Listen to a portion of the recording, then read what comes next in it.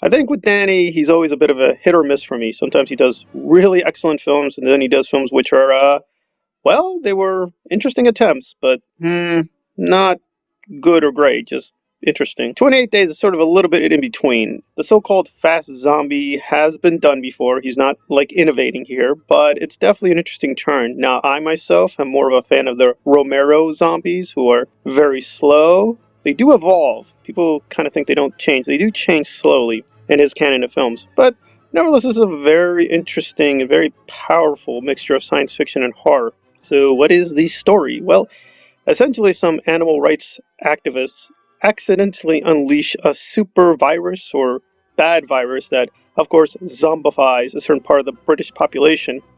And the first two-thirds are the most effective because it seems that all of British society has basically just gone back to the primitive ages, and it's really well done. Now, looking back on it, the cinematography is a little bit all over the place, but nevertheless, in terms of what Danny is trying to show, it is very, very powerful. I really felt it in terms of society just breaking down and there being no rules. And Jim's confusion and distortion at the beginning is very, very believable.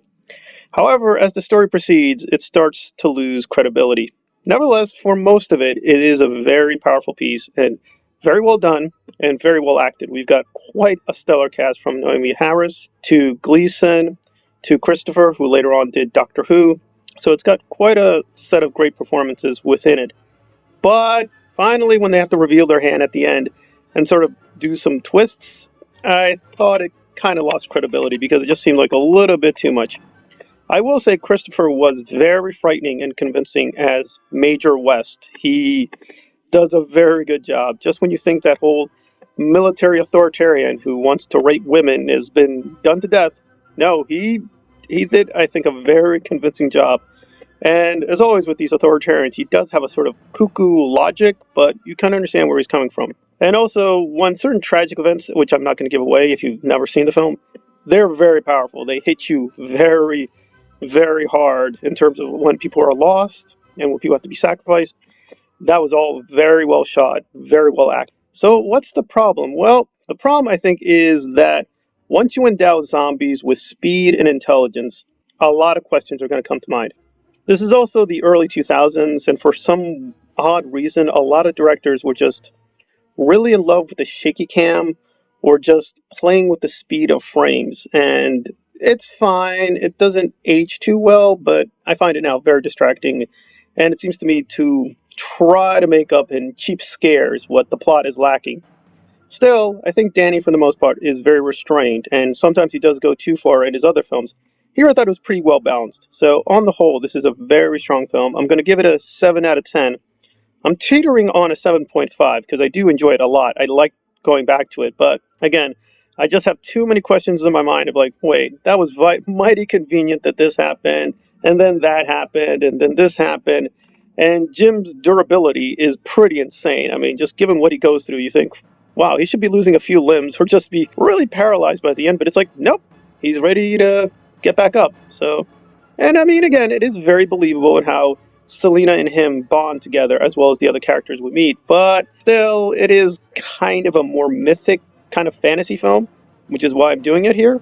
But I do appreciate Romero's much more documentary approach, which again does indulge in fantasy and myth, but I think is much more epic and much more believable and much more powerful. So even within the genre of the zombie films, I do see why this is a kind of fan favorite and people go back to it. Shaun of the Dead overshadowed it in too many other ways, unfortunately, because it's a much more funny and much more creative and a much more fun film than this. But there you go. You play the zombie game. You have to be willing to take a few lumps. But overall, a very strong film. I do highly recommend it. And now being so old, it should be very easy and cheap to rent or look at. If this is like your second or third viewing, it's still worth going through because I do think there is a lot there in terms of the basic premise. I will say, however, it's not just that it's not innovative.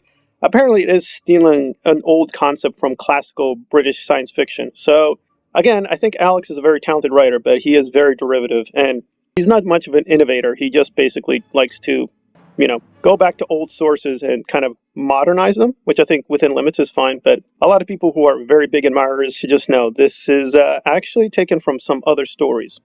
So don't be too pumped up on it, saying, "Wow, he really innovated stuff. It's a revolutionary, groundbreaking new." No, it's not. No, it's not. It's if you do know the science fiction and fantasy world, you realize this has kind of been done before. But still, even if it's very derivative, it's still very well done. It's nothing wrong with something being predictable if it's well done. I just wish the ending was a little bit more. I wish they just stretched themselves a little bit more, but still, overall, a very strong film and well worth remembering. A minor classic, but still a classic. All right, 28 Days Later, highly recommended. Thank you for listening.